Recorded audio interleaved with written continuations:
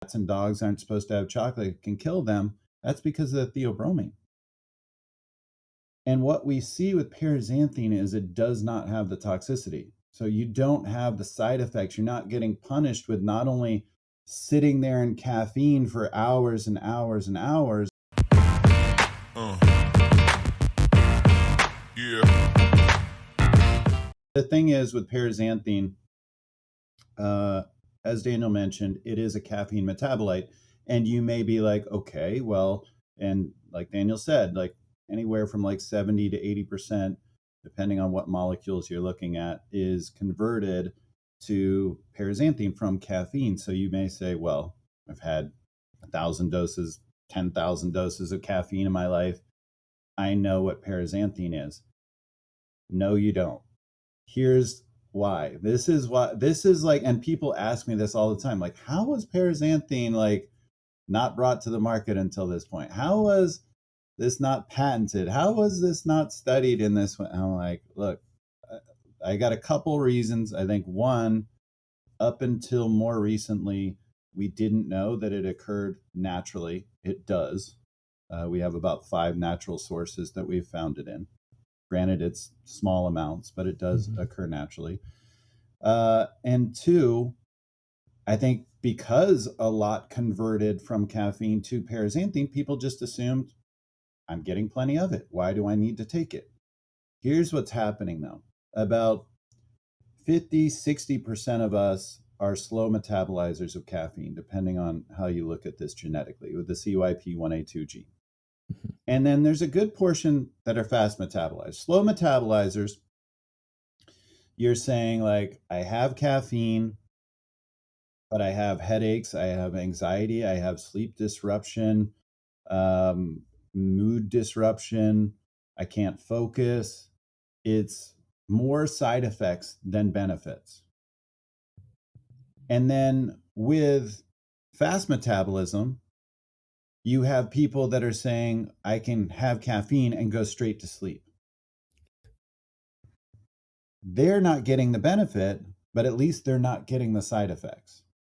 Yeah. What we're finding is that this 3-methyl position, and caffeine is 1,3,7 trimethylxanthine, which gets converted to paraxanthine and removes that 3-methyl group. It detoxifies this compound dramatically. It has about 1/10 the toxicity. And when we look at theobromine and theophylline, the other compounds, they're fairly toxic. Theophylline is very toxic. A lot of side effects, bronchodilator control drug. All of these compounds have toxicity associated with them in different species. Caffeine is actually in plants to be toxic to insects. It's an insect repellent for plants. And as you know, theobromine, like think of chocolate, cats and dogs aren't supposed to have chocolate, it can kill them. That's because of the theobromine. And what we see with paraxanthine is it does not have the toxicity. So you don't have the side effects. You're not getting punished with not only sitting there in caffeine for hours and hours and hours. And by the way, the slow metabolizers, that can be like 10 and a half, even up to 12 hours for a half-life, meaning 3 days later, you still have caffeine in your body. And for the fast metabolizers, it can be an hour and a half. So dramatic difference. So we're taking that bioindividuality out of the equation. And now the thing that actually gives you the benefit is not caffeine, it's paraxanthine. So now you're removing caffeine out of the equation, you're not getting the side effects. You're removing theophylline and theobromine out of the equation, you're not getting that toxicity or side effects. You're just going to the pure source, and everyone gets to experience it the same way. Similar half-life, you remove the bioindividuality, you get all the benefit, and you don't have the toxicity, you don't have the side effects, you don't have the sleep disruption, the arrhythmia, the anxiety, et cetera, et cetera, et cetera. You just get the benefits.